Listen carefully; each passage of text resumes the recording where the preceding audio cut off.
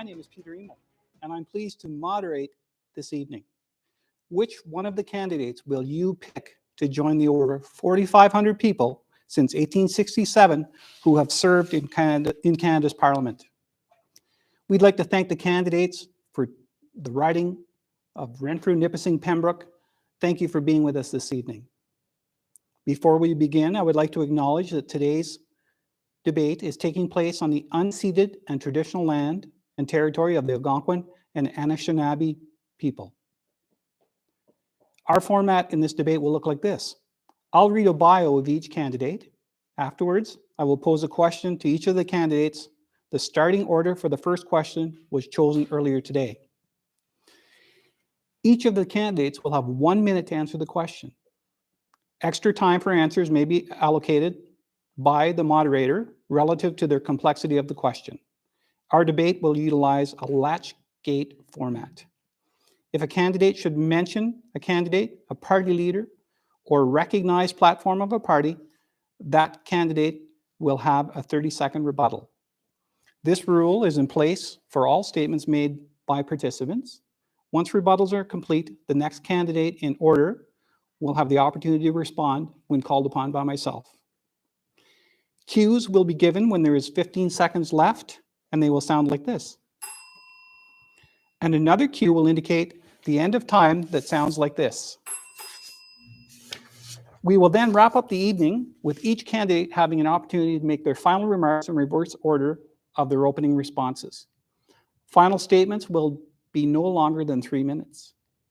In tonight's debate, YourTV is including those parties which, at the time the House of Commons was dissolved for the federal election, had elected members of Parliament. These include the Liberals, the Conservatives, the New Democrats, and the Greens. I'd like to introduce our candidates. Michael LaRiviere was raised in the Pembroke, Petawawa area. He obtained a Canada Airline Transport pilot license at age 25. He has held 3 different airline transport pilot licenses for 3 different countries. In 1976, he began working for the Capital Air Surveys Limited out of Bon Cher Airport and worked as a pilot navigator to produce photography worldwide. Michael flew various types of aircraft, single pilot, around the world on many different international projects. Many as project manager. He took an interest in politics in 2008 after being furloughed during a mass layoff and needed answers to many questions he couldn't get from the mainstream media. Welcome, Michael.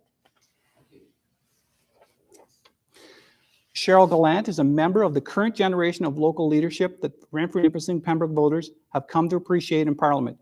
Cheryl was re-elected as the Conservative member for Renfrew-Nipissing-Pembroke in the October 2019 federal general election. Currently the Dean of the Parliamentary Caucus, Cheryl Gallant is the most experienced Conservative member of Parliament seeking re-election. Prior to winning elected office, Cheryl was the Chief Administrative Director in a family-owned small business professional practice with her spouse, Jamie. She and Jamie have 4 daughters. Welcome, Cheryl. Thank you. Jody Premiu is a lawyer, mother, and local business owner of a law firm in her hometown of Deep River, Ontario. She is an avid volunteer, community initiative sponsor, and local advocate. She competed for Canada in an age group triathlete, as an age group triathlete in the 2016 World Triathlon Championships and thrives on local sports and recreation.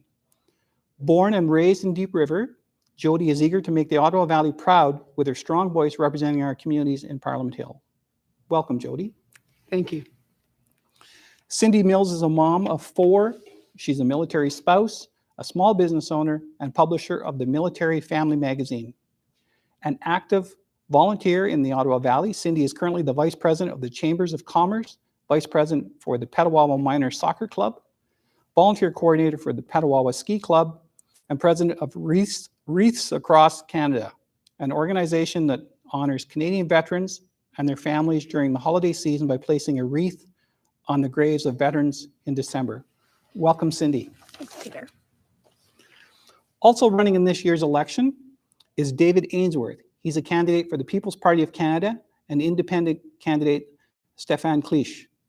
Under YourTV's free time policy, we have invited these two candidates and provided an opportunity to submit a 2-minute video recording their campaign goals, which will be aired in our program later this evening.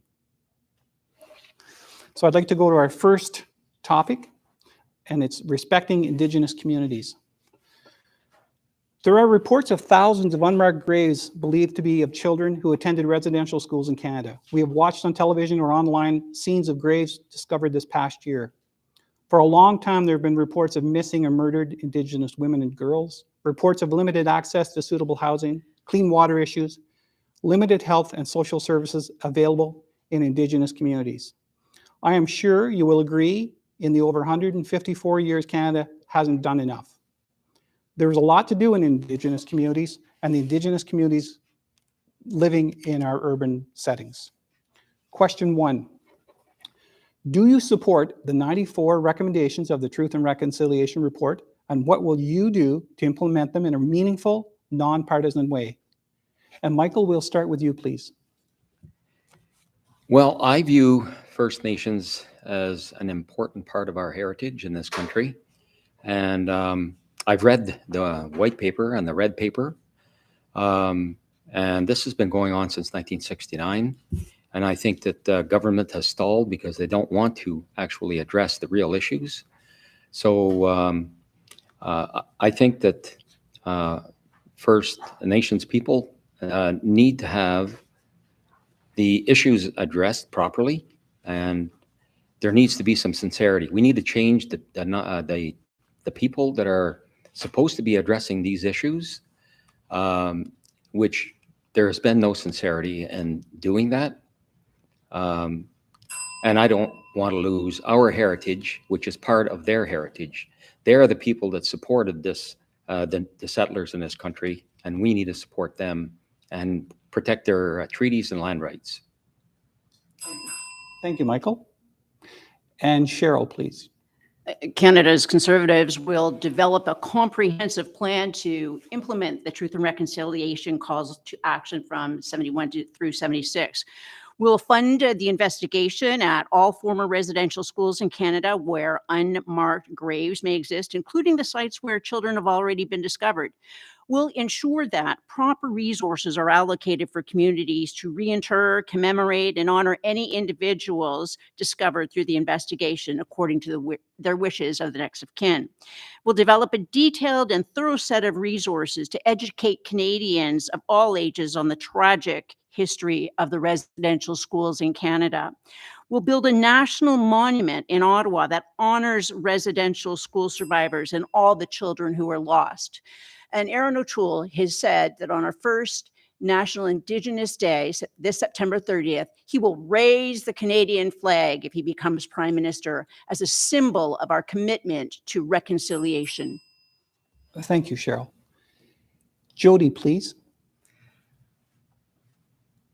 It's our obligation as Canadians and as leaders to advance Indigenous peoples and all Canadians down the path of reconciliation. The time for words and promises is over.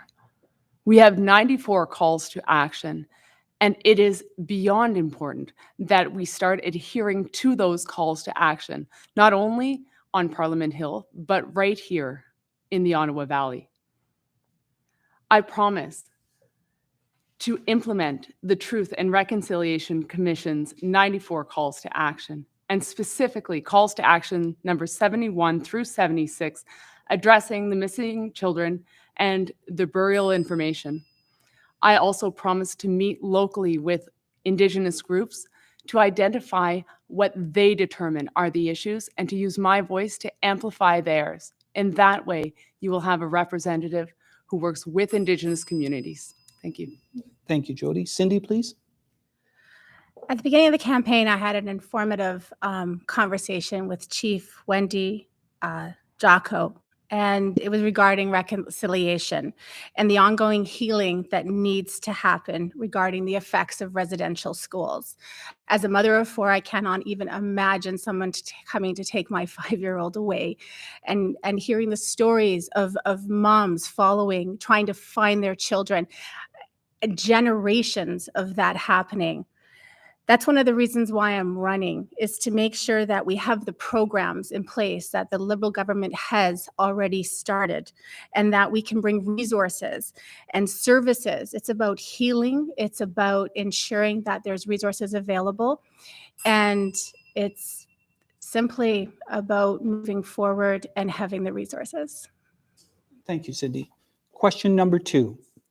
What other meaningful and immediate measures can Canada undertake to assist Indigenous communities in becoming healthier? Jody, we will start with you. You have 1 minute, please. Thank you. I've thought a lot about this, and I think it's really rich for a white woman to walk in and tell Indigenous communities what they need to do. As your local representative, I undertake to meet with Indigenous communities, and specifically with the Pikwakanagan community, every 3 months to identify what the issues are, what the barriers are to dealing with those issues, and what means the Indigenous peoples in those communities believe are the best ways to advance their issues. In that way, we can have nation-to-nation talks, and we can see local changes, local representation. Thank you. Thank you. And Cindy, please, you have 1 minute. The phone calls that we've received, and I've received a few emails and calls regarding, of course, the clean water. And our people care about the Indigenous communities. And since 2015, we have 109 bans lifted to ensure that Indigenous people do have clean water.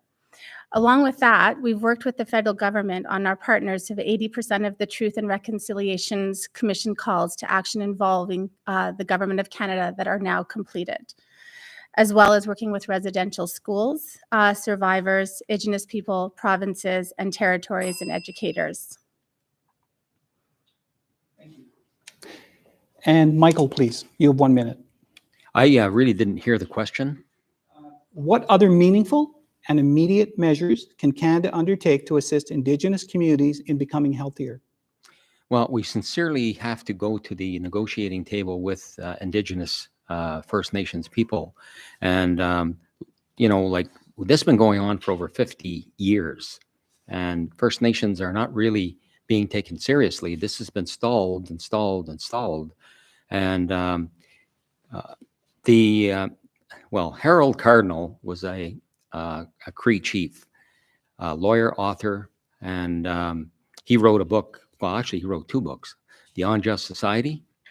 And he claimed, and rightfully so after I read the white paper, in spite of all government attempts to convince Indians to accept the white paper, their efforts will fail because Indians understand that the path outlined by the Department of Indian Affairs through its mouthpiece, the Honorable Mr. Chrétien, leads directly to cultural genocide. And he said he will not walk that path. And I support that view because there is no sincerity in that conversation. Thank you, Michael. And Cheryl, you have 1 minute, please. The fact that some Indigenous communities still don't have safe drinking water is a national shame.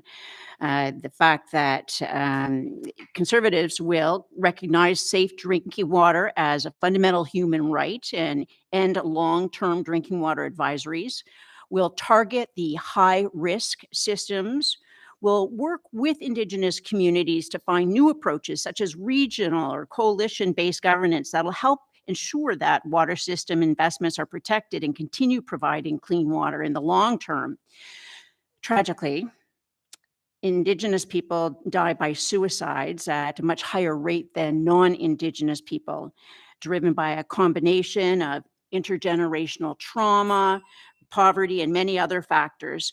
So what we'll be doing is providing special culturally sensitive places in-house for treatment for mental illness, especially for Indigenous people.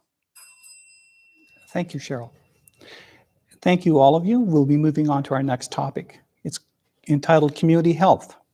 We are told 69.3% of Canadians are fully vaccinated. In our community, we have passed 80% of our population being fully vaccinated. Mr. Trudeau, Mr. O'Toole, Mr. Singh, Ms. Paul, and Mr. Blanchet, in a rare moment of cooperation, posted a video encouraging vaccinations. Do you support the efforts of Canada, Ontario, and our local community in encouraging people to get their COVID vaccinations? And Michael, we'll start with you. You have 1 minute, please. I don't agree with imposing any laws to that effect, but I do agree with educating people as to why they need to be vaccinated, to have their families vaccinated, and to prevent the spread of the virus. I myself, I've been vaccinated, but I don't want to have to walk around with a passport because that'll be the beginning of, the way I look at it is the Gestapo and the German military during the Second World War wanted people to be tattooed. And this is the next, the beginning of that step. We've already got an autocracy in Ottawa. We don't have a democracy. And that troubles me. So yes, we need education, more cooperation, but not assigned by a law. We already have lost too much control, and people don't have a say. So Thank you, Michael. And Jody, you have 1 minute, please. I believe in science. I believe in research. And I know that the only way out of this pandemic is through vaccinations. At my law firm, we have been a leader in our community in showing the importance of vaccinations and in showing how to lead by example. I am fully vaccinated and I'm very proud. I remember throughout the pandemic that I was looking for leadership. I was looking for someone to confirm to my neighbors, to my friends, that vaccinations were important and that the leaders of our country and of our municipality were getting vaccinated. Part of the reason why I'm running is because we sorely need that leadership, and it was missing throughout the pandemic. I promise that as your leader, I will lead by example, I will lead by thought-based research, and I will lead by science. Thank you. Thank you. Cheryl, please, you have 1 minute. Well, I join in with encouraging people to get vaccinated. I recognize that people do have concerns about it, and they're not necessarily anti-vaxxers. The problem is they don't trust this government. For example, there was an research scientist at the Level 4 laboratory in Winnipeg. She'd been going back and forth between Winnipeg and the Wuhan lab, and then arrested and charged, but the government won't tell us what this is all about. That's led to all sorts of theories and concerns because it does relate to viruses. The Prime Minister was going to was suing the Speaker at the House until he dissolved Parliament. And if the Liberals get back in, we will never get to the bottom of what was going on in that Level 4 lab. And Cindy, please, you have 1 minute. Thank you, Peter. While I was putting out signs during the campaign, a car pulled up to me, and I wasn't sure what was happening, and it was a nurse, and her name was Connie, and I want to thank you, Connie. She worked through the whole pandemic and asked if I was putting out signs, and if possible, could she have one? She asked me to thank Justin Trudeau. She told me she was grateful that during a time when the world, more importantly, our country experienced an unprecedented crisis, Justin Trudeau showed up every day on television and calmly kept Canadians informed of what was going on. The Liberal government also kept the country running through purchasing PPE, which she thanked me for, vaccines, and created numerous programs so that no Canadian was left behind during this unprecedented crisis. Oh, and yes, I'm vaccinated twice. Thank you. Our next question. We are seeing growing waiting lists for community housing at the same time as unit turnover rates are declining, resulting in longer overall waiting times for access to units.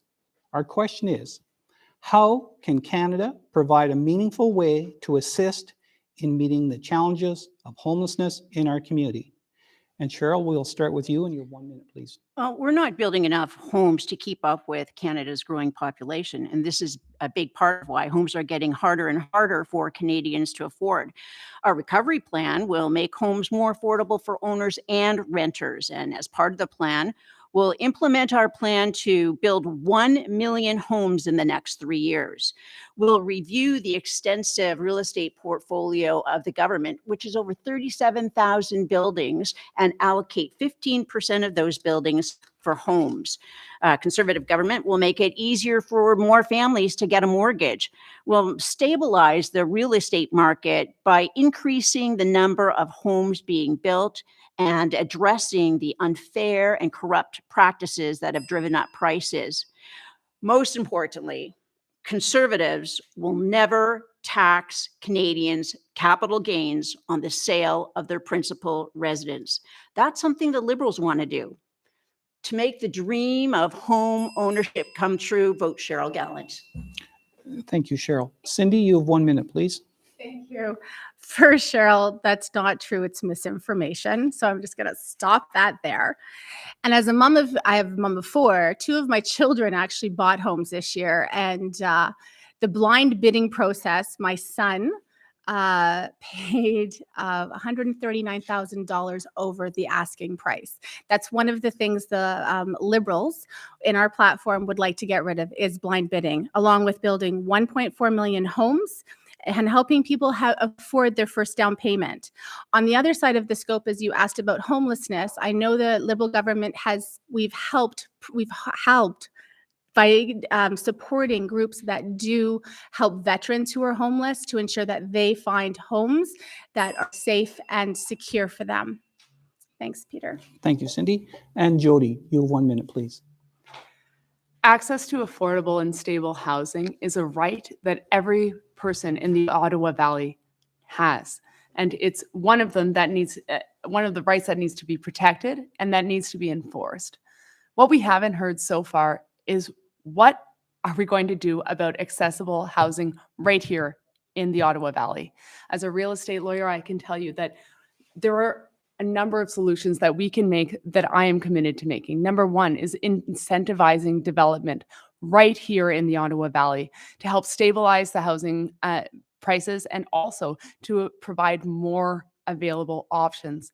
Rent subsidies for those who can't afford to own, and also who want to make sure that their entire paycheck isn't going to rent.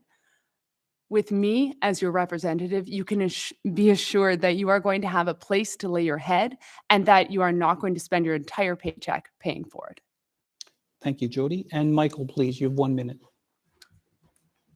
Well, we need more than just promises. We've been getting promises from the Liberals and the Conservatives for ever since I can remember, since I was a child, and they haven't delivered. And every time that we get into this kind of a situation where there's no jobs, because our jobs were allowed to be exported by exodus to China, India, and various other countries, all that's left here is McJobs, and you can't afford to buy a home on McJobs. People are working 2 and 3 McJobs in order to be able to make a living, to just cope with the cost of living. So we need to create real jobs in order to do that. And we also, like, who benefits from the working class being a well-educated and healthy working class? It's the big corporations, and they're not paying their fair share. And instead of putting it on the backs of the workers again, we need to actually share the cost of this, because the big corporations are the beneficiaries of a well. Thank you, Michael. There's a general aging of the housing stock in Renfrew-Nipissing-Pembroke, leaving some units less suitable for accommodation. There is continued demand for rental housing despite modest new additions to this stock, resulting in falling vacancy rates and rents that are rising faster than inflation. How can the federal government assist in expanding affordable rental options for our community members? And Cindy, we will start with you, and you 1 minute, please. Well, I think our our platform for the Liberal government is to build, preserve, and repair 1.4 million homes over 4 years, which is 30% more than the Conservative Aaron O'Toole is promising. And again, it's helping Canadians under 40 save up for their first home. And of course, it's about getting people into homes and home ownerships. Thank you. Jody, please. You have 1 minute. Affordable housing is sustainable housing, and that's what we need here in the Ottawa Valley. Sustainable housing and sustainable housing initiatives. Now, while it might be great to talk a lot about what they're going to do up on Parliament Hill, I can tell you what I'm going to do right here, and that is use the existing structures that we have. We can make nanny suites, we can make income suites, and all of those are both affordable for the average taxpayer as they are sustainable. Those things are initiatives that we can do right now, funding that we can seek right now, so that not in 5, 10, 15 years we get affordable rentals, but this year, next year, we start to expand our availability for rent. With me as your representative, you know that I am going to come up with creative solutions that help us now, not waiting for Ottawa to help us with them later. Thank you, Jody. Michael, you're next, and you have 1 minute, please. Well, the affordability really is going to depend on whether we have jobs. And I have a solution for creating jobs. I want to take small business, make them into bigger business, Canadian-owned business, Canadian-controlled business. And those are going to be the businesses that are going to be able to provide careers in this particular riding. If we were to take government welfare programs for corporate entities, which are basically camouflaged by using words like subsidies for big corporations, I mean, that's basically corporate welfare. We need to change that, divert that money into creating career jobs and bringing back some of the industries that we've lost here. We've lost our independence as a country, and we need to get that back. We have to depend on all our prescription drugs over in China. Thank you, Michael. And Cheryl, you have 1 minute, please. Well, this summer, for the first time, my office received calls from seniors whose apartments were being sold because they were in houses that, with that high prices, the owner wanted to get rid of them, and they literally could get no apartment, and they were wandering around in a local park, one with a brain tumor. And this is a provincial responsibility, and I called the province, and I was referred to the county housing, and in trying to get through to her, I also talked to Jerry Novak at The Grind, who sometimes provides emergency help, and it's funded through the coldest night of the year. Well, I couldn't get through to anybody at the county, but I did find out that they did receive my message, and the couple were put up at a hotel. But essentially, we need more housing. We need to increase supply because demand has gone up, and then the prices will become affordable again. Thank you, Cheryl. Thank you, candidates.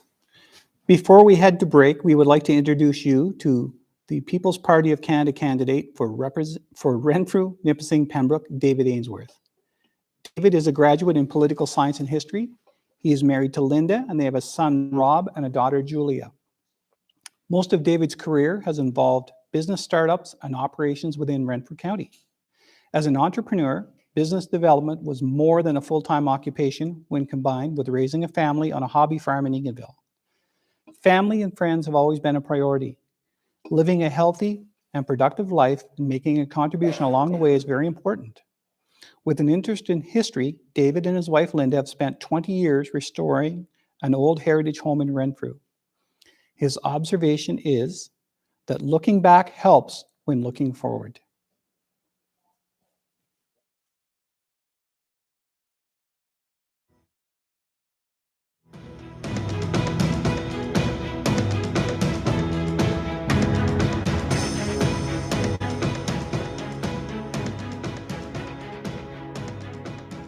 Hello, my name is David Ainsworth, and I'm the candidate for the People's Party of Canada in the riding of Renfrew-Nipissing-Pembroke. The People's Party is proud to present common sense policies that put Canadians first. We are the only party standing on a platform of freedom. We are the only party opposing mandated vaccines. We are the only party fighting against vaccine passports. And we are the only party not trying to buy your votes with outlandish spending promises. Max Bernier is the leader of the party, and our party is based upon traditional conservative values: freedom, individual responsibility, fairness, and respect are our guiding principles. The Liberals and the Conservatives have failed to do their job of supporting the nation state of Canada. They have turned their backs on traditions that have sustained our country for generations. They have failed to support our fathers of Confederation, and they are letting our history be canceled. The Liberals and the Conservatives have spent like drunken sailors, leaving our children and grandchildren to pay the bills. This is not fair, and nor is it sustainable. Citizens, it must be clear to most people in this county that the country is not working to its potential. It must also be clear that voting for the same party will yield the same result. It must be clear that change is required. I ask you to make that change happen and vote PPC. Send me to Ottawa as your new MP with new ideas and new energy. On September 20th, vote for PPC. Thank you.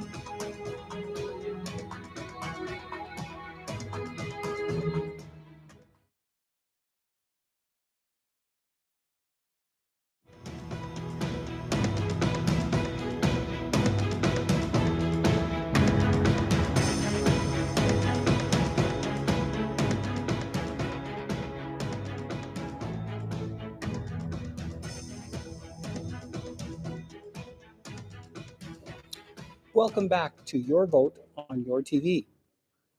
we are going to continue with our community health topic. But first, I'd like to apologize. I mangled Jody's last name. Her last name is Primo.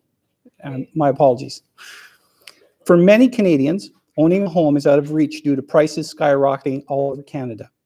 The average price of homes purchased in Renfrew County cost over $375,000 in July of this year, compared to January of 2020, when they sat at just over $250,000. What do you propose is the solution to assisting residents in Renfrew-Nipissing-Pembroke to purchase a home? And Cheryl, we will start with you. You have 1 minute, please. Well, first of all, we have to make mortgages available to more people. The Conservative Party will work with the financial institutions to offer longer terms for a given mortgage.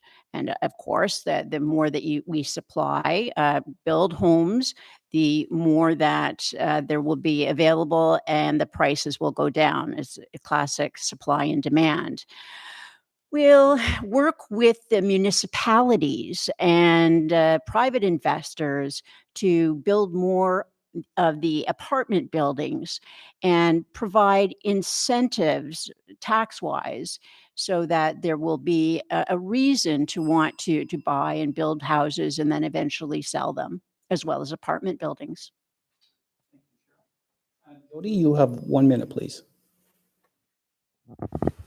Thank you. We keep hearing calls for better here. However, I'm tired of waiting. I'm ready for better right now. And as a real estate lawyer, I can tell you, I see my clients coming in just barely able to make the first down payment on their first house, or maybe realizing as they come in that they're not going to be able to afford to get into the market. It's time for better. Like I said, we are going to make a development of accessible and affordable housing. We are going to make creative mortgage solutions so that first-time homebuyers have options on how they're going to pay. And then finally, the NDP is advocating for a first-time homebuyers tax credit to double this time. So these are three tangible solutions that we are going to make for better. So you don't have to wait on promises and words. We can have better now. We can have houses now. Thank you, Jody. Cindy, you have 1 minute, please. Thank you, Peter. I was remiss to thank you for moderating this evening and taking the time out, and for also YourTV for giving us this opportunity for us to answer your questions, and more importantly, for all the viewers that are tuning in tonight, taking the time to learn more. I'm a fan of democracy. My family serves for it, and it's really, really important. Regarding the home plan, as a military spouse and running the magazine, of course, this affected a lot of military families this year. The Liberal government has announced in its platform that we will introduce a rent-to-own program to help renters become homeowners. We're also going to be helping Canadians under 40 save up to $40,000 towards their first down payment in a tax-free home savings account, not to mention improving first-time homebuyers incentive and reducing the costs of closing costs when buying a house. And that's it. Thank you. Michael, you have 1 minute, please. I think what we need to do is we need to put a stopgap on international inflationary measure or inflationary activity. And we need to charge a heavier tax on foreign-owned properties that are causing the inflation. Canadians should not be slaves to foreign entities. Our federal and provincial governments are responsible for having implemented ill-conceived laws regarding this particular issue. This has been out of control now for, a number of changes in government at the federal level as well as the provincial levels, and nothing has actually been done to really address the bottom line or the source of the problem. And of course, the working class have been forced to pay up to make up for the measures that government has actually imposed on them. Thank you, Michael. Municipalities require stable and sustainable funding that assists and empowers communities of all sizes to renew core infrastructure, from safe roads that keep people moving to cultural, recreational facilities that promote social inclusion. Will you actively support the doubling of the Canada Community Building Fund? It's formerly known as the Gas Tax Fund. And Michael, we'll start with you. You have 1 minute, please. I'm opposed to implementing any more taxes on the working class. We need to divert the corporate welfare and direct it back to helping fund some of these programs that are going to help the working class. The working class is under the precipice of collapse because of the amount of taxes that working families have to pay up. And every time the government makes a mistake, along with the plutocrats, it's the working class that ends up paying for it. We've done this time and again, and they cut programs. The working class has to pay for that. They pay for it in poor service, limited service, and the corporate, Canadian corporations rather, need to pay up more. I mean, they're the beneficiaries of the working class with education and a healthy workforce. Thank you, Michael. And Cheryl, you have 1 minute, please.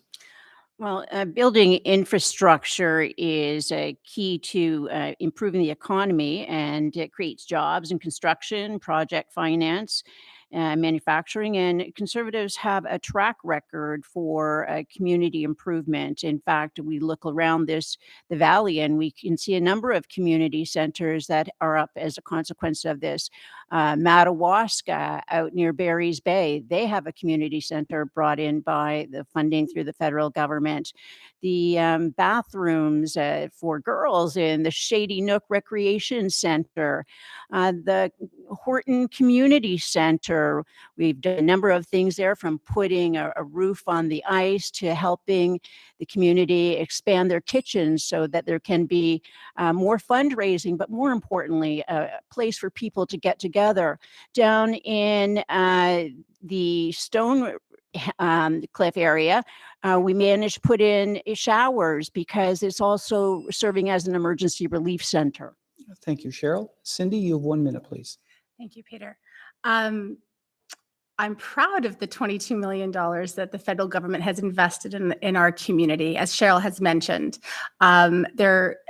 We need them. When I went to the doors, one of the main things I kept hearing about was the highway needing to be 4-laned. And for cultural, that's how we connect with community. That's one of the big things we need. After the COVID pandemic, we're all feeling slightly isolated. I know we're not through it. We will get through it. Maybe not in the timelines we're all wanting it to happen. So when it comes to infrastructure and funding for community events, Peter, I wholeheartedly agree. Thank you. And Jody, you have 1 minute, please. Of course, it's important to invest in municipalities. However, I have to disagree with Ms. Galland when she says, when we look around the valley, we see examples of this. When I have toured around the valley, I have heard towns, I have heard communities saying, we need funding, we need change, we need better. For example, many people in Deep River and in Renfrew don't have internet still because of a lack of infrastructure. I've been talking with the active transportation community who have been begging for funding, but yet have had zero luck in actually receiving that funding.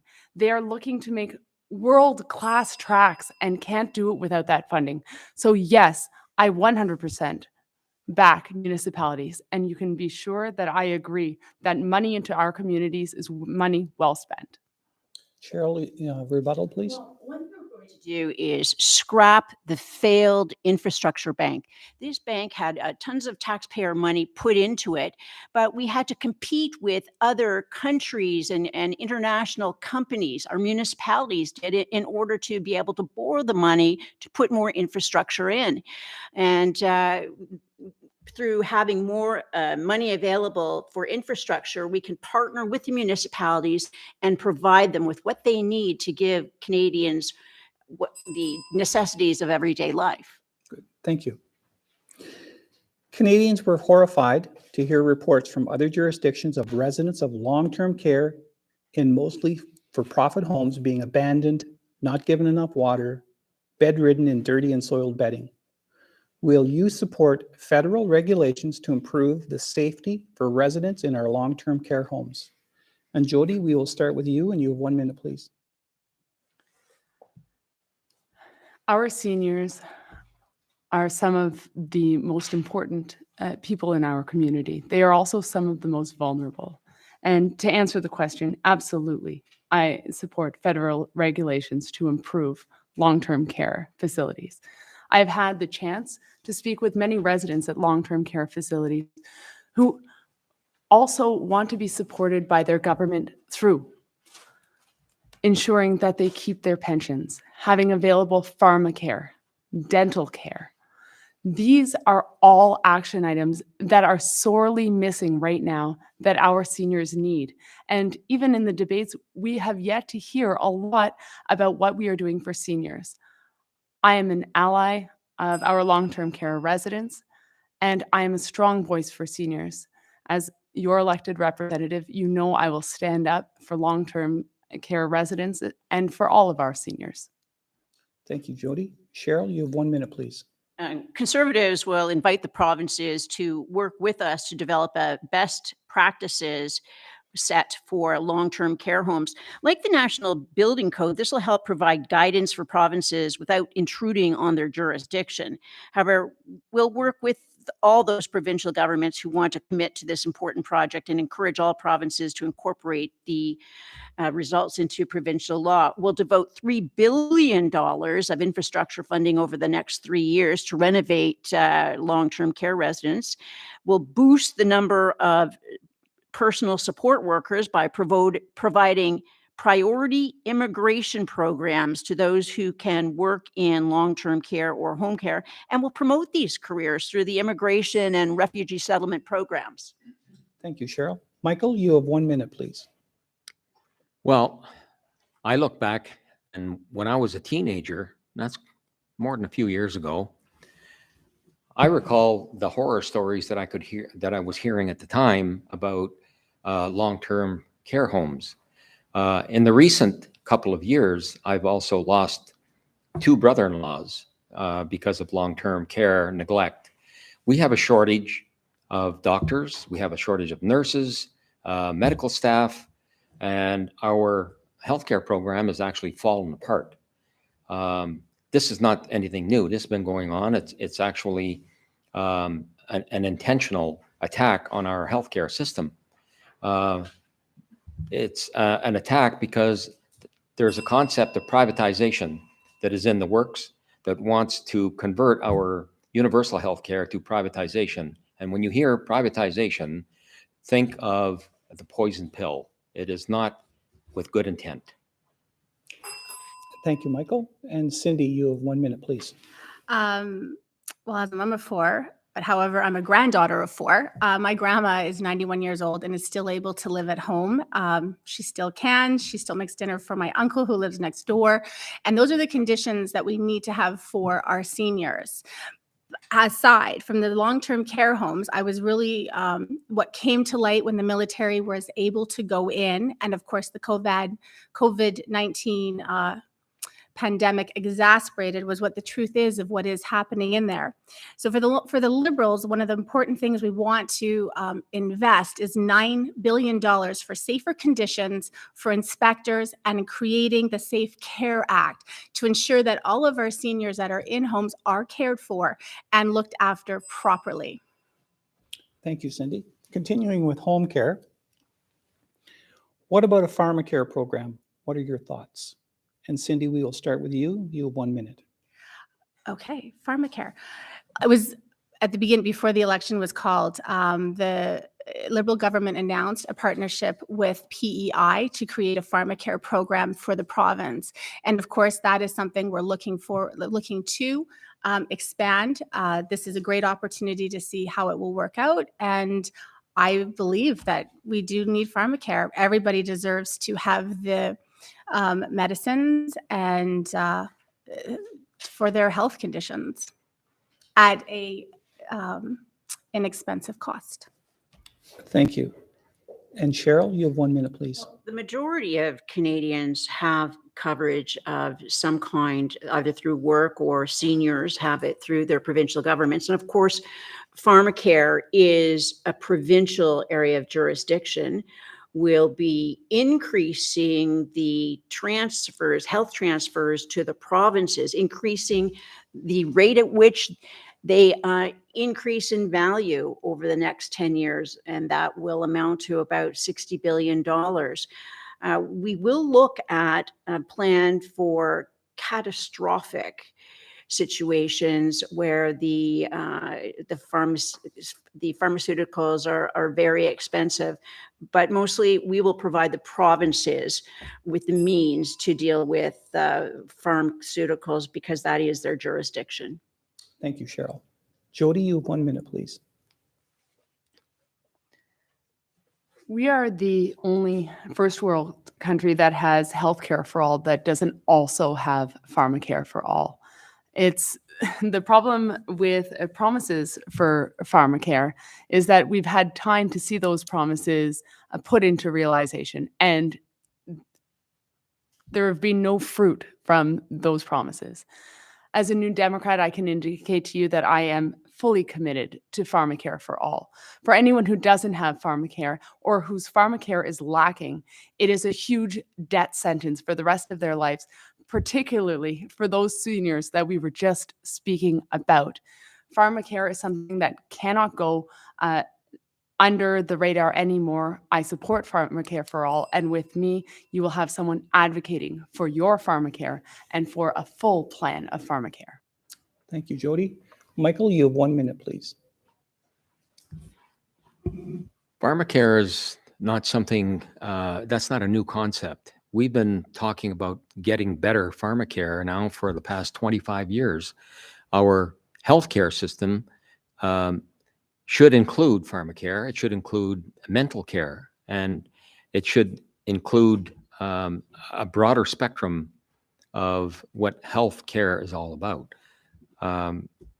We've heard so many times that we're under terrorist attack when we've had mentally ill people doing stuff like shooting people in a mosque in Quebec City, driving over 17 people in Toronto with a van. These are people that are mentally ill. We need better mental care under our healthcare system. We need dental care included. I know of people that are living on $2,000 a month, and they have to pay for their medications. The pharmaceutical corporations are getting away with distributing opioids and fentanyl through doctors' prescriptions. Thank you, Michael. And with that, we'll move to the next question. The next question was submitted by Epico Pembroke, a group of Pembroke and area residents who wanted action taken on climate change. Scientific and media reports have warned of increasing extreme heat waves, droughts, and flooding, and a key temperature limit being broken in just over a decade. Scientists are saying it's a code red for humanity. What tangible ways will you personally commit to work on within your party to address climate change in the short and long term for the sake of the next generations? And Jody, we'll start with you. Climate change is the single greatest threat to young adults and children. And the question, as I'm hearing it, is what tangible ways am I personally committed to climate activism? Well, I have three. I have, first of all, we are going to bring in public transportation. That's a bus that goes from North Bay to Ottawa with a stop at every city and town in between. That is a green solution, and it's also a great solution for the Ottawa Valley. Secondly, we are bringing in affordable, sustainable housing. And that is also an excellent green solution that we can make here that will have a huge impact on climate as well as on our population. And then finally, I believe in investing into local sustainable economy, specifically like the Marshall's farm that I was at today that has its own farm ecosystem. It's a beautiful thing to have. And as me as your representative, I'm going to implement those local changes. Thank you, Jody. And Cindy, you have 1 minute, please. During this campaign, I had the opportunity to visit a home in Westmeath on the Ottawa River. And fortunately, he had marked where the flood had taken place in 2017 and then again in 2019. The river had rose 11 feet.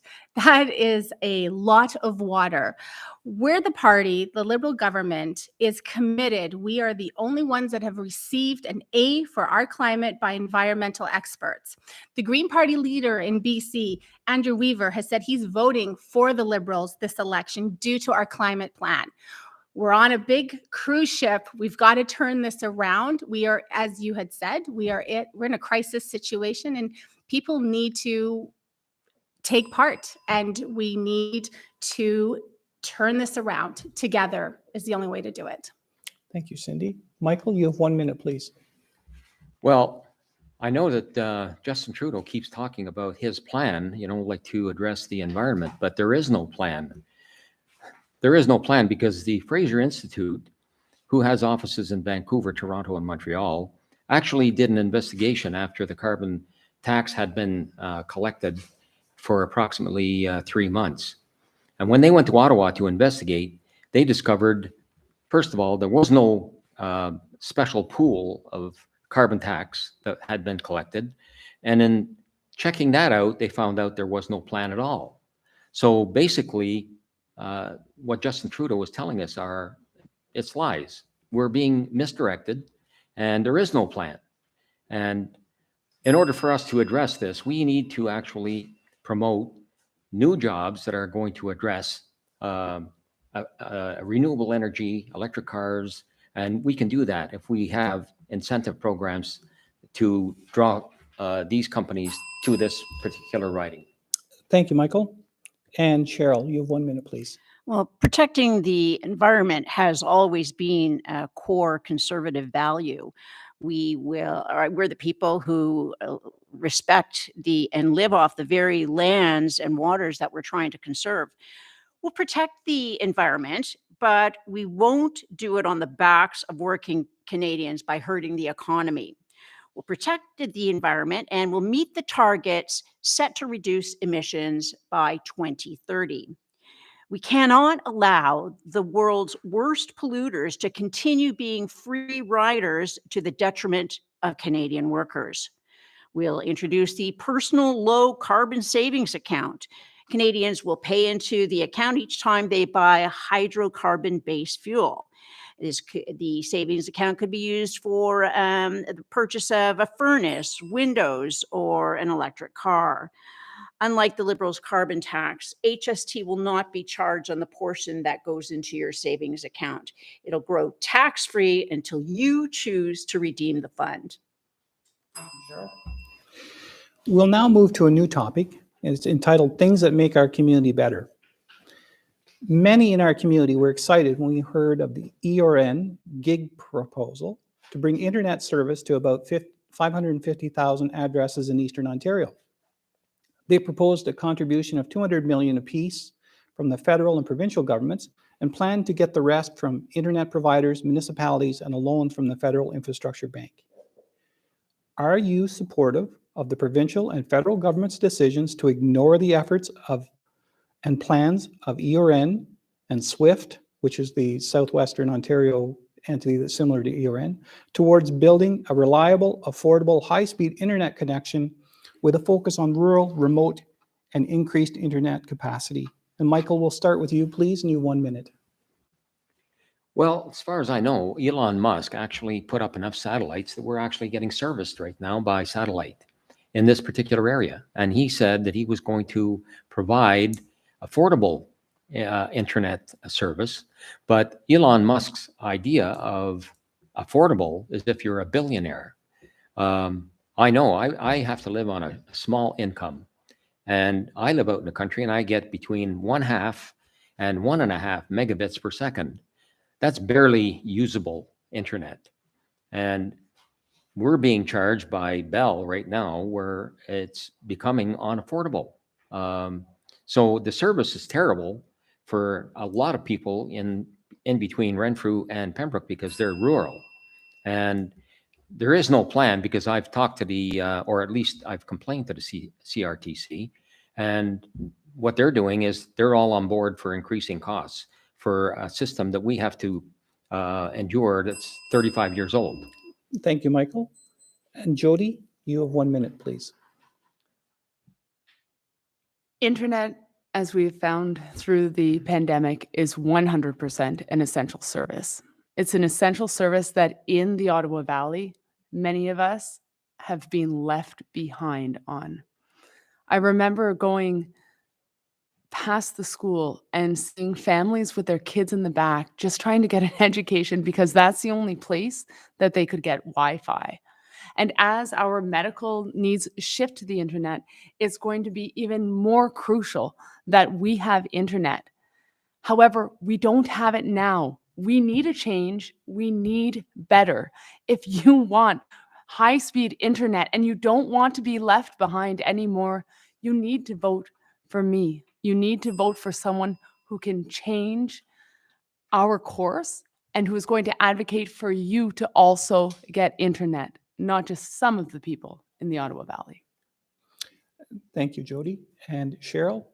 Sorry, Peter, did you ask if we were agreed to ignore EORN and SWIFT projects? Well, as you well know, I have always been an active participant in EORN, and we've worked together over the years to get the internet to every home. We still have a ways to go. The Conservative Party will make the investment to make sure that all Canadians have high speed by the year 2020. And I'd like to thank you for your work, not only as the head of our county, but for chairing the Warden's Caucus and driving the EORN project forward. The internet and fast connectivity, as we saw through the pandemic, is even more important for even healthcare. And we're very fortunate to have the VTAC in the county so that for people who don't have doctors, they are able to use the internet to show the doctor what's wrong. Thank you. Thank you, Cheryl. And Cindy, you have 1 minute, please. Internet seems to be a common thread going to the doors or talking to people, whether it's children in classrooms, which was yesterday, or out on the agricultural, talking to farmers. It is definitely a necessity. And as one of the panelists mentioned, COVID-19 exacerbated that. It became a must-have in the Valley or in our area. Since 2015, the Liberal government has invested more than $8 billion and $1 billion in Ontario alone for high-speed internet and wireless services across Canada. There's more work to be done, absolutely, as we come up, and we got to get to the outlying areas, and that's something I'm absolutely working for. We need internet and fast, high-speed internet. Thank you, Cindy. Keeping with the theme of the internet and the gig project, will you join with the community and speak up in favor of the EORN gig project and the return to local solutions, or will you support the solutions which appear to be piecemeal and profitable for the carriers, but not providing complete coverage in our community? And Cheryl, you have 1 minute, please. Well, I want to work with the local communities, the county and the surrounding counties as we have through EORN over the years. We have a plan to lower cell phones and internet bills. And the way to do that is to have more competition. Canadians pay some of the highest cell phone and internet rates in the world. So access to the internet, both at your home and through a computer as well as your mobile, is very important. There was a promise to deliver on a 25% cut in the cell phone bills, and that still hasn't materialized. So Canada's Conservatives will always take the side of consumers, and will look into allowing international telecommunications companies to provide services to Canadian customers, but only if their home countries provide the same treatment for their Canadian companies. But most of all, we want our local companies like NRTCO, Go Zoom, to provide the service because they're the people best positioned to. Cheryl. Cindy, you have 1 minute, please. Thank you, Peter. Today I was out actually in Barry's Bay and talking on hands-free, of course, on my phone, and there's service, that needs to be worked on through there. I'm absolutely for collaborating. It's something that to move projects ahead is something that we need to do. And there is a need here for internet and high-speed internet and cell service. With the investment of $1 billion, I will be a voice in Ottawa for us to ensure that, we don't live in a normal urban area. Rural is very different from other areas. And it's something that I am willing to, I need to fight for. We need to have our kids and have our businesses running, and we need high-speed internet. Jody, you have 1 minute, please. The time is over for promises and plans that we haven't seen the results of. What we need here for this problem, for the internet, which is, it's 2021, there is no excuse for any home, business, or student not having internet. What we need is leadership and a fighter. And I will be both, the leadership in the fight to create real internet solutions for the Ottawa Valley. Now, I will advocate for the funding, and I will not stop until there is not one person left behind without internet. That's a promise that I can make. Thank you, Jody. Michael, you have 1 minute, please. Well, we've heard promises and promises and promises from both the Liberals and the Conservatives for years and years now, and nothing has ever changed. I've tried to get high-speed internet where I live near Cobden, Ontario. And we've not been able to get any improvement, even on the old line that we have, which is a surface line. So there's no willingness on part of both the Conservatives as well as the Liberals to do anything about this. We get the promises, but we don't get any actual results. And yes, we have the technology available. It's there. It's just that it's not being pressured enough. And government doesn't really want to push the big corporations to do anything about this. We've had plenty of time for results, but we're not getting them. So it's time to actually do something instead of making promises. Thank you, Michael. Thank you, everyone. Before we head to break, we would like to introduce you to the independent candidate for Renfrew-Nipissing-Pembroke, Stéphane Clich. Stéphane of Renfrew previously ran as the 2019 Libertarian Party of Canada candidate and as the 2015 Green Party of Canada candidate. After completing elementary and high school education while being raised in Renfrew, he acquired an honors Bachelor of Political Science from the University of Ottawa. He also has a certificate in national security from the same university's Professional Development Institute. He currently works as a sustainability intern for the Ottawa Peace and Environmental Resource Center.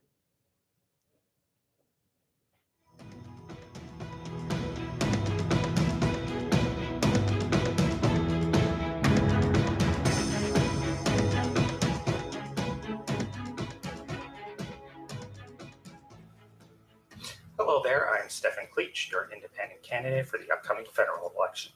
I'm running to build a movement in favor of a new Renfrew County and new Canada that are both egalitarian and competitive. Our democracy and economy are neither fully accountable nor fully competitive. They instead protect established interest groups that drain upon Canadian well-being. I believe that improving Canada fundamentally depends upon the nurturing of a more intellectual-minded culture in our political class. The role of a member of parliament is to be a watchdog upon government, legislation, and budgeting. An objective and vigilant MP will vote for legislation that saves human lives, as opposed to voting for legislation that kills or otherwise harms people. I believe that I am objective, non-ideological, and principled enough for this role. I also have a very special fondness for Renfrew County. Many county residents have contributed to my privileged quality of life. As such, I would like to return the favor and enhance their own quality of life to the extent that I can do so. I am running on a bold and unique platform that is shared by no other candidate across the whole country. Please feel free to check out my platform at votemate.org, and also feel free to email me at alexstefan@gmail.com. I hope that you will vote in this election, and that now or in future elections, you will consider a movement in favor of a new and true democracy.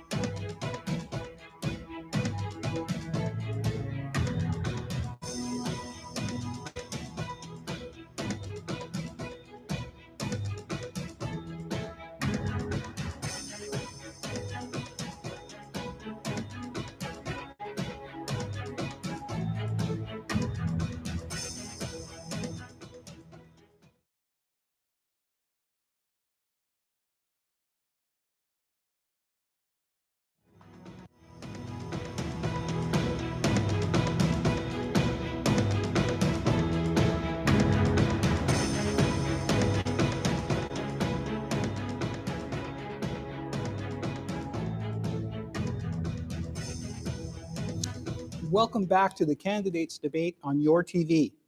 Let's move on to kickstarting the economy. For many businesses in our community, it has been a challenging 18 months. What will you and your party do to assist in getting our local economy rolling along for everyone? And Cindy, we can start with you. You have 1 minute, please. Yes, there is a lot of concern regarding the economy from the community. As a business owner myself in the publishing industry, it is important that through the pandemic, the Liberal government instituted many programs for business owners and also for people to ensure they moved through it and moved our economy through. A re-elected Liberal government will continue to support workers and businesses by moving forward with our commitment to create 1 million jobs and restore employment to pre-pandemic levels, including a new EI benefit for self-employed Canadians that found it struggling during the COVID, and actually expand the workers' benefit to support an additional 1 million low-income working Canadians. Thank you, Cindy. And Jody, you have 1 minute, please. Our local economy is what keeps our communities going. I'm well aware of that. As a lawyer, a small business owner, and a new mother, I was absolutely frightened at the start of the pandemic when I looked to our leadership and found nothing in terms of what was going to happen to us and how we were going to get through it. While we have the starts of commitments and promises, many small businesses are still looking down the pipes at debt after debt after debt, and we haven't heard a solution. I have the team, I have the network, and I have the proven success to bring us through this pandemic and to boost our economy. I can tell you that in the last year, I have tripled my firm's size while having a newborn baby. I have a proven track record of success in small businesses in our local economy, and I am the leader to take us out of this pandemic and to bring us into a strong local economy. Thank you, Jody. Michael, you have 1 minute, please. Well, we need to take our country back. Right now, we are not even an independent country any longer. We depend on everything from China, India, Mexico, the United States. We don't have any control over our prescription drugs any longer.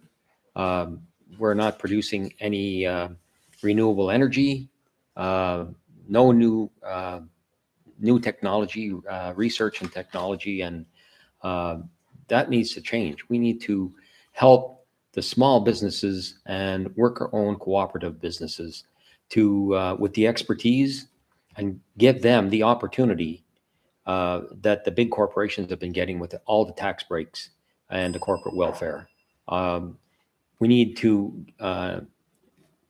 assist with both collaboration between the federal and the provincial government to assist these new startup corporations or startup businesses that we could actually bring here to the Ottawa Valley. Thank you, Michael.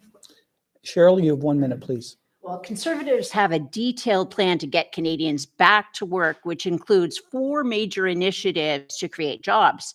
The Canada Job Surge Plan pays up to 50% of the salary of new hires for 6 months following the end of the wage subsidy. The Canada Investment Accelerator is getting companies spending money and creating jobs by providing a 5% investment tax credit for any capital investments made between 2022 and 2023, with the first $25,000 to be refundable for small business. We have the Rebuild Main Street tax credit, providing 25% tax credit on amounts of up to $100,000 that Canadians personally invest in a small business over the next 2 years to get money flowing into the Main Street businesses and create jobs. Thank you, Cheryl. What green technology jobs and industries will you encourage the federal government to invest in and to encourage them to locate in our community? And Cheryl, we will start with you, and you have 1 minute, please. Well, there's a lot of talk about going to electric vehicles as we transition out of the hydrocarbon-based fuel economy. But what we have to do first is make sure that we have the electrical capacity available. So we'll work with the provinces to make sure that we have enough electrical production and that the grid system is in order. We'll have money for infrastructure, but where the provinces have jurisdiction, the money would have to be transferred to them. Also, when we're looking at electric cars, there's a huge problem in that there is no way to dispose of the batteries. They're full of toxic metals. And before we go any further, we need to figure out how we're going to dispense and protect the environment from the toxic metals that are inherent in these engines. Thank you, Cheryl. Jody, you have 1 minute, please. When we deal with green technology and green jobs, the solution isn't talking about what we can't do. It's about finding what we can. That's what a good leader does, is they find the way to yes. I have found 2 ways to yes. First of all, is through our public transportation. Nothing is more green than public transportation. And our hop-on, hop-off bus that I'm promising by September of next year is the first step. In addition, once we have the facilities, then we can convert that bus to an electric bus. And all of those things create jobs. In addition, in our retrofitting promise, we are bringing in new jobs for retrofitting of the skilled workers that are already here and attracting further skilled workers. So you're not calling Ottawa for a carpenter. We need a leader that says yes to opportunity and seizes the opportunity. Thank you. Thank you, Jody. And Cindy, you have 1 minute, please. It's investment. It's investing in businesses that are making a difference in our community and using green energy. I know the Liberal government, we are about climate change. We are about turning this around and about ensuring that there still is a planet for everybody. It's working and partnering with local businesses. It's working with people with ideas and inspiration, and it's about innovation. That's how a green economy is going to happen, is people who are innovative and who have the ideas and the inspiration to bring those to the table. And it's part of, as a government, is to invest in those and to ensure that they are come from idea to the table and a full business. Thank you, Cindy. Michael, you have 1 minute, please. Well, for the past 45 years, we've trusted our government to look out for Canadians, and that hasn't happened. Instead, they've helped the big corporations create a mass exodus to make millionaires into billionaires by allowing them to take our technology and our expertise out overseas, and have abandoned Canadians. Free trade was never free. When Brian Mulroney brought free trade into existence, we were told it was going to create jobs, and that's never happened, really. We just exchanged jobs between the United States, ourselves, and Mexico. And right now, we need to bring back technology, research and development, and create real renewable energy jobs, and as well as electric cars. Yes, there's possibly an issue regarding the recycling of batteries, but recycling of batteries is something that we've been able to do and we should be able to continue doing. Thank you, Michael. What should Canada do to address the reported labor shortages as businesses and industry ramps up? Why do you think this is a problem? And Michael, we will start with you. You have 1 minute, please. I'm sorry, could you just read that again? What should Canada do to address the reported labor shortages as business and industry ramp up? Why do you think this is a problem? Well, it's a problem because, as I just pointed out, we've exported all our industries, and the only industries we have left right now in this country is our natural resources. And all our industry right now that's supporting this country is evolved around the natural resources that we have. Mind you, oil, one of the natural resources that we do have, there's a glut in the market, and therefore there's no real demand for the tar sands type of oil. So yeah, we need to, again, we're going to have to really start right from scratch again. We're going to have to take out our well-trained, well-educated workforce from the universities and start trying to promote and encourage people to come into this country with that technology so that we can use that in order to develop new business here in Canada that is Canadian controlled and Canadian owned. Thank you, Michael. And Cheryl, you have 1 minute, please. Well, Renfrew-Nipissing-Pembroke is quite fortunate in that we have Canadian nuclear laboratories down in Chalk River. And they have two wonderful green technologies, the hydrogen lab that the Conservatives funded when we were in power. And that requires people not only in the local community, but sometimes we have to go overseas to get that type of expertise. The same with our small modular reactors, which are totally emissions free. We have to fix the backlog in the immigration system so that we can get this expertise to Canada. Canada's Conservatives are the ones who ended the racial discrimination in Canadian immigration, and we've streamlined processes for refugees and prosecuted minorities, but there still has to be more done. Thank you, Cheryl. Cindy, you have 1 minute, please. Labor shortage is something I know I've experienced with my magazine, my own business. And it's a theme that I heard going out and talking again to, whether it's in the agricultural sector, whether it's Main Street, Arnprior, there is a labor shortage. And I think it was happening before COVID came along, and it's about being, again, we're going to go back to innovation, research, immigration. It's about bringing people into our country. It's about educating people and training people so that they can move forward and find jobs, working on the farm or owning their own business. And it's investing in Canadians and those who have a dream to own a business or to work in maybe at Chalk River. Thank you, Cindy. And Jody, you have 1 minute, please.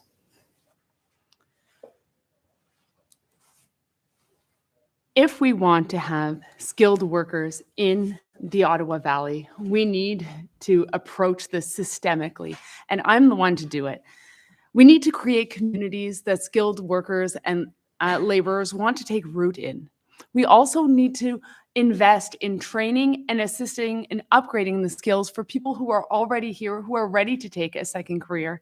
And when we're talking about Chalk River, we need to be supporting the workers we have, not taking their pensions away. I understand that hiring and keeping people in a small community can be a struggle, but it's one I've already overcome and I've had immense success with. My entire team of 13 are all people who I have attracted to Primo Law and who stay with me because they know I'm a good employer and I'm a great leader. Thank you, Jody. Our next question is in regards to childcare. Some suggest in order to facilitate continued growth of Canada's economy, we will need to develop a childcare strategy. What do you think? How should Canada pay for it? Jody, you have 1 minute, please. This hits close to my heart. Last August, I was pregnant and delivered my baby. And I am also running a firm as well as being a full-time lawyer and now a candidate. So childcare is very close to my heart. And it was one of the first things we tackled. Here in the Ottawa Valley, we not only have a lack of affordable daycare, but we have a lack of daycare full stop. I plan to help by creating daycare opportunities, and that's by assisting individual spouses, mill spouses, and other people who want to create a daycare in making their own home daycare. This will drive prices down, and it will also increase daycare spaces.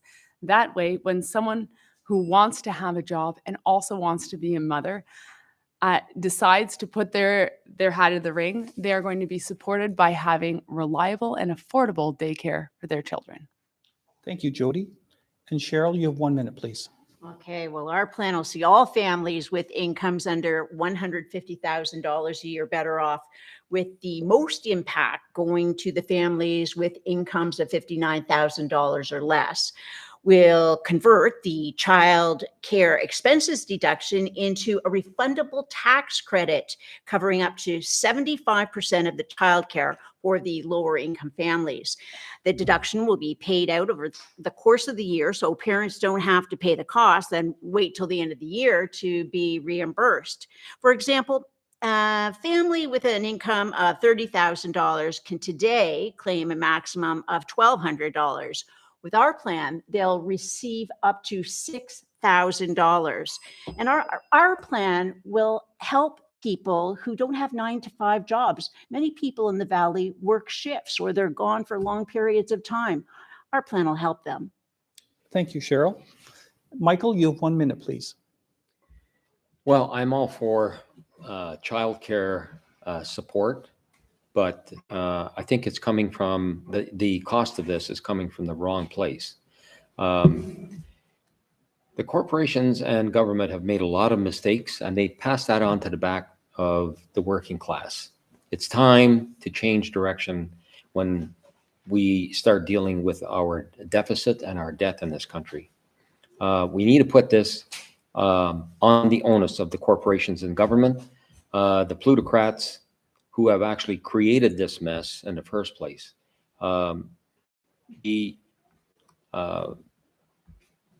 If we were to address this a little differently, the working class wouldn't be burdened with the cost so heavily as what they are right now.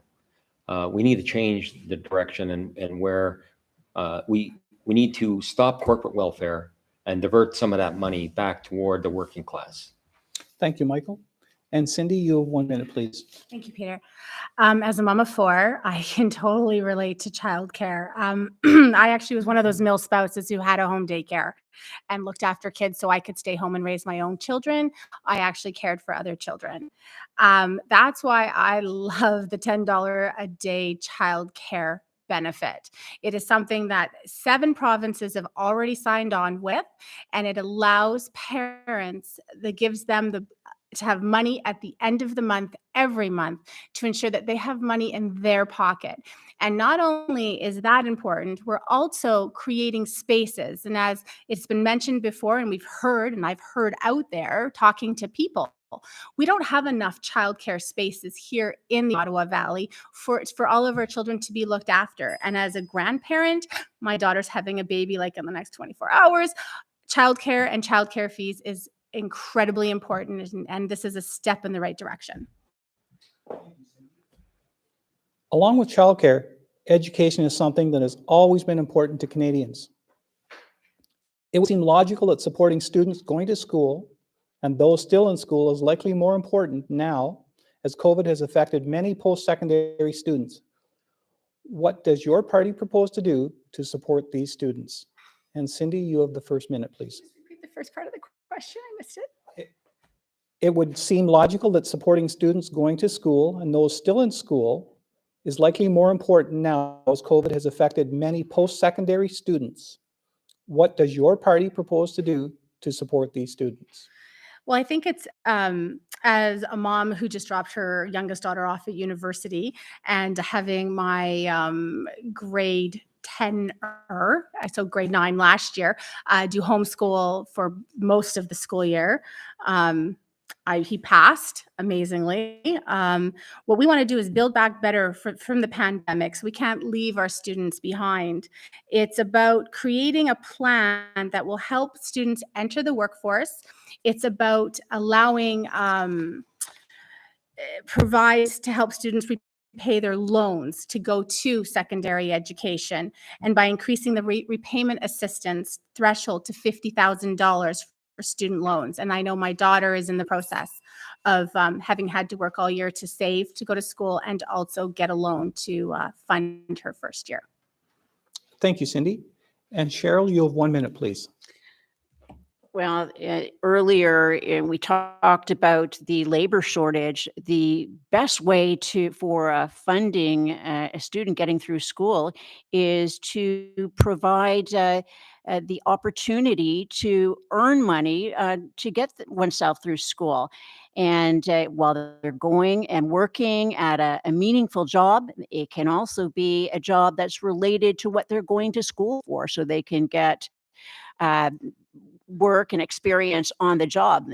In the Conservative government has provided funding for students who transition, who had a break in their education in the past, to become more fully employed and citizens and responsible citizens, to learn how to be a student. But most of all, we have to provide opportunities for people to have jobs so that they can work through them, not just during the summertime, but if they're in town and in high school, they can start saving up even when they're a student in high school, so that they've got a bit of a nest egg once the university starts to pay that first tuition bill. And they'll be helping employers who are very short of labor right now as well. And Jody, you have 1 minute, please. Having gone through post-secondary as well as law school, I can tell you from experience that the biggest barrier to education is money. The average student is leaving with $28,000 in debt, and that's just going up. And no amount of high school jobs or part-time serving jobs is going to erase that debt. That's simply untenable. I, for one, worked 2 part-time jobs and 2 full-time jobs one summer and still had to get funding. So what I promise is that I am going to advocate on Parliament Hill to reduce student debt and to forgive student debt, but more importantly, right here in Ottawa Valley, to get professionals here like doctors, nurses, lawyers. I am going to advocate for rural exceptionalism so that if they come here, their student debt is forgiven. That kind of funding is what brings professionals here and what gives us the services we need while helping students. Thank you, Jody. And Michael, you have 1 minute, please. Could you just repeat the question for me? It would seem logical that supporting students going to school and those still in school is likely more important now as COVID has affected many post-secondary students. What does your party propose to do to support these students? Well, as we all know, I mean, education, the cost of education is a real burden on students. And we need to, we can't eliminate the cost of education completely for people going to post-secondary education, because without a value on something, and the only way you learn a value on anything is when you have to pay for it, there is a cost, there is an effort, there is an incentive. So yes, there needs to be some cost involved, but education cost, post-secondary education is far, far too expensive. And most of the working class cannot handle that burden, especially considering how much the average person that's working now is paying proportional to their income. So we need to, again, you know, we need to make sure that cost is taken on by the larger corporations that can afford to pay a little more. Thank you, Michael. In our community, we have the largest military base in Canada with serving members and retired members of various branches of our armed forces living and contributing to our community. Taking care of military veterans is still an important topic, from housing to mental health to planning what they do after they retire. Tell us how Canada can support our serving members, our veterans, and their families. And Jody, you are first with 1 minute, please. Speaking with our military, it's clear that although they have provided us with such a service, not just during the pandemic, but in their efforts globally, that we owe them a debt. We owe them benefits, we owe them support, and they're simply not getting that right now. What I know through my work is that military families need services. They need pharmacare. They need to have wraparound services, including specifically mental health care, not just pills, but actual mental health workers. And I'm committed to having those come right here to Petawawa so that you and your family are going to be supported. I also strongly believe that your pensions are extremely important, and I will fight for them and protect them and get them back for you so that you have the stability in your family and in your finances that you need right here in Petawawa. Thank you, Jody. Cindy, you have 1 minute, please. Thank you, Peter. As a military mom of two, my two older children are actually in the military, and as is my husband, a 33-year veteran who has participated on numerous tours. One of the reasons I have seen, as I published the magazine for military families, is the remarkable gains we have made. Fortunately, I've been able to take part in the mental health services, as has my family. Going through COVID, we all needed to reach out for help. We've invested in the last, since 2015, $11 billion in new funding for better care services and supports for veterans and their families, which includes the schooling program for veterans when they retire. At certain levels, there's $40,000 available, along with $80,000. We've also reopened all 9 Veterans Affairs offices closed by the Conservative government and improved access and support services. Thank you. Michael, you have 1 minute, please. Well, our military apparently is dependent, or the veterans, that is, are dependent on having to go through an insurance, a private insurance company, in order for them to be able to get medical care and also health care, pharmacare included. And we shouldn't be going through a private corporation in order for veterans to be able to get service for mental health care as well as any kind of health care, being physical or physiological. So we need to stop this.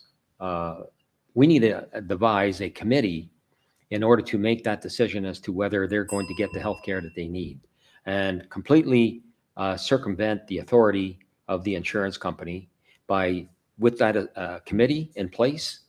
They would have to follow the committee's advice and the service. Right now, veterans shouldn't be put out on the street, and that's exactly what's happening. Thank you, Michael. And Cheryl, you have 1 minute, please. We'll be reviving the regular officer training program at civilian universities to provide educational opportunities for youth serving their country. We'll be harmonizing the trade training in the armed forces with Red Seal qualifications so that military service becomes an incubator for skilled workers who can transition early and productively into the civilian economy. We'll end the mess of the two benefit systems, the Canadian Armed Forces and the Veterans Affairs Canada. Those two departments do not work well together. We'll replace them with one streamlined system of benefits from enlistment through service and retirement. We'll complete the Afghanistan War Memorial. But most importantly, instead of erasing history, we'll fund educational initiatives that teach Canadians about veteran services and Canada's place in the world. Thank you to all those who have served, and thank you to their families. Thank you, Cheryl. Wow. It's been a very informative evening this evening.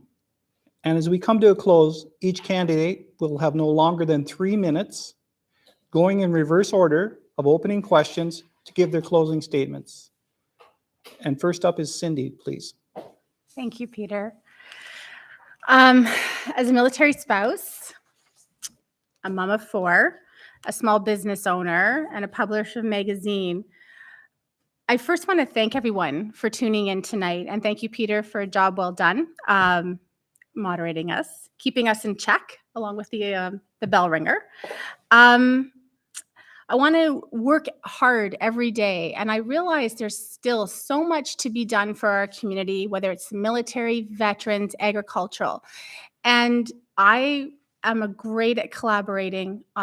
That's what I work for, is working together with our community, working together with our municipalities, and working together with our provincial and federal government to ensure that we create a thriving community for all of us, so that no Canadian is left behind and not one of our community members are left behind. While we discussed a great range of topics tonight, there's so much more work that can be done, and I hope I can count on your support. Thank you, Cindy. Jody.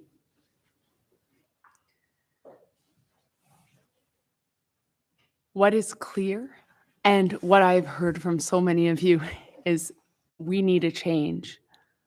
We need better. And finally, this election, this time is finally the chance for us to have better right in the Ottawa Valley.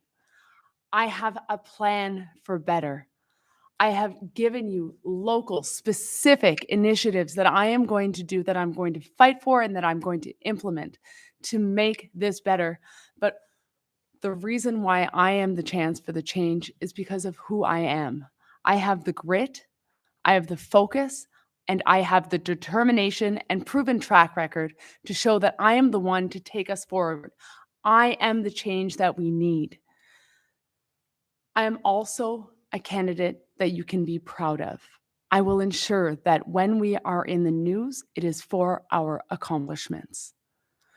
You will know when you put an X beside my name, beside Jody Primo, that is a vote you can be proud of. And if you want a progressive candidate, I am the vote that you will make. I am a leader that you can be proud of. Thank you. Thank you, Jody. Cheryl? Canada is at a turning point. On September 20th, the voters will decide what they want for the future of their country. It'll either be a conservative government who wants you to make life more affordable, or it will be a dismissive, divisive government that will make life more expensive. Over the last 6 years, Trudeau and the Liberals have made life unexpensive while looking out for their friends and themselves. Trudeau's net zero promise has already driven up the price of gasoline, groceries, and home heating without doing anything for the environment. His signature carbon tax isn't an environmental policy at all. It allows the biggest polluters to go free while punishing those of us who have to drive to work or heat our homes. Under the Liberals, life is more expensive. If they get back in, it's only going to get worse. Canada's Conservatives have a plan to put money in your pocket.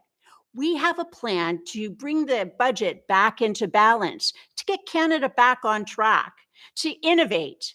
We will do this by keeping taxes low, and we'll start with giving job creators a tax break. Canadian businesses and investors need market access. We'll start by repairing the relationship between our largest trading partner.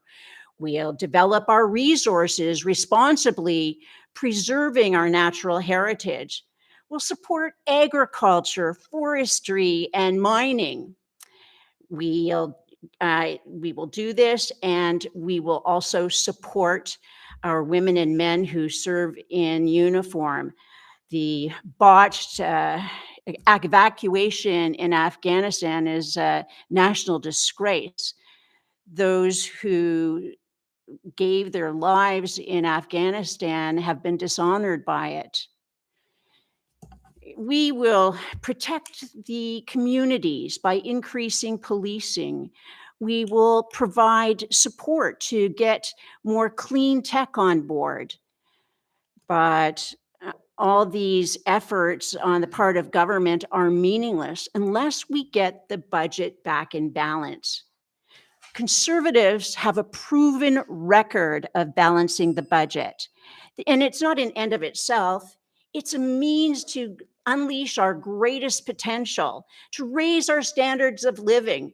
Canada's been missing the last 6 years.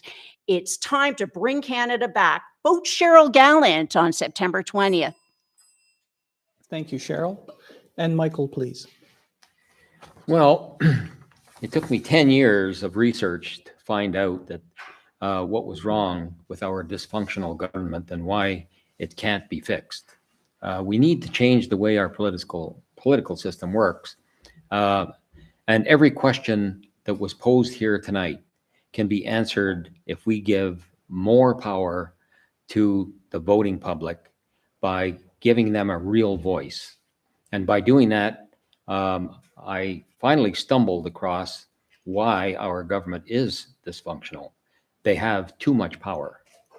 In Switzerland, they have a totally different system. It's a real democracy, not a democracy that is claimed to be democratic when it isn't. What they do there is politicians do not have the power to make laws. They have the power to analyze, argue, and provide you with options, but they don't make the laws. The laws are brought before the public via referendum. And when you get a summary of the pros and cons, you can go to a website or you can follow it on television. And so you know whenever a proposed law or an existing law comes up for either repeal or modification, that you are going to vote with informed knowledge of what that law is going to provide for you. Either provide for you or take away from you. So you don't have to be a Philadelphia lawyer. You don't have to have a law degree in order to be able to vote intelligently when you go to a referendum. So that's the way we would put or give the ability to the voting public to have a real voice so that they can exercise that voice and stop the corruption, the nepotism, and the cronyism that exists within our political system. It has fallen apart. We can't trust it any longer, and politicians have proven they don't have the knowledge or ability to be able to administer new laws and have them enacted. I mean, if you think about SNC-Lavalin and that corrupt deferred prosecution agreement legislation, which gave corporations the ability to operate with impunity when addressing any and all criminal activity involved in finances. You take SNC-Lavalin, for instance, they stole billions and then they were fined $270 million. That's like me stealing $5 million and getting fined $270. That's hardly a deterrent. So we need to give a voice to the voting public. And the only way we're going to do that is with direct democracy. Thank you, Michael. It's time to wrap up. Thank you for joining us tonight for the debate.